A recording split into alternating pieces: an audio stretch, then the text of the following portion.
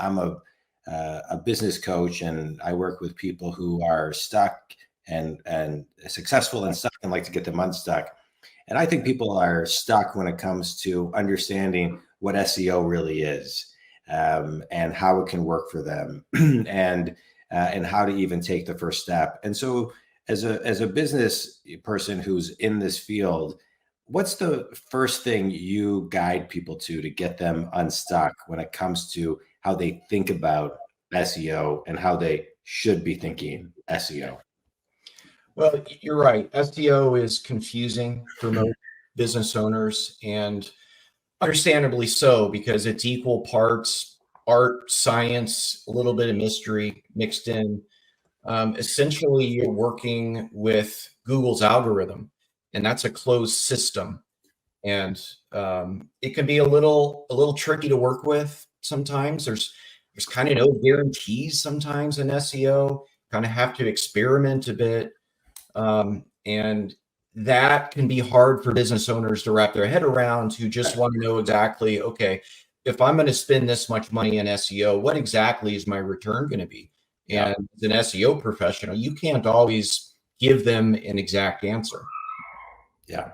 Well, let's talk about that for a minute, because I think, people look at things either as an investment or as an expense. And so I think a lot of times with SEO, I think a lot of times people first see things as an expense before they see it as an investment. So how do you get people unstuck on that?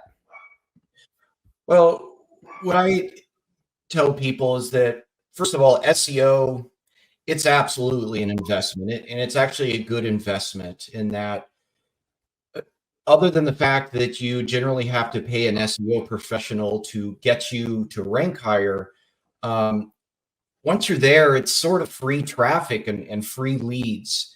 It's not like other forms of advertising where, let's say, you quit paying and, let's say with paid ads. The moment you stop paying for your paid ads, just poof, they're gone. SEO is much more persistent.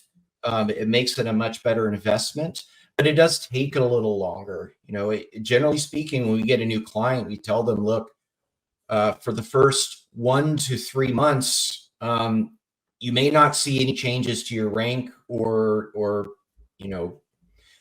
to your traffic or to your business. Right. We got to work at it for a little bit. And that's just kind of the nature of SEO. Yeah. And so how do they usually kind of, what's the driving force that gets them unstuck to say, let's try it? A lot of times business owners just sort of know they're supposed to be doing this thing called SEO. Yeah. And they don't really understand it at a much deeper level than that. Usually if we can get them on a Zoom or on the phone and really talk to them about what SEO can do for them.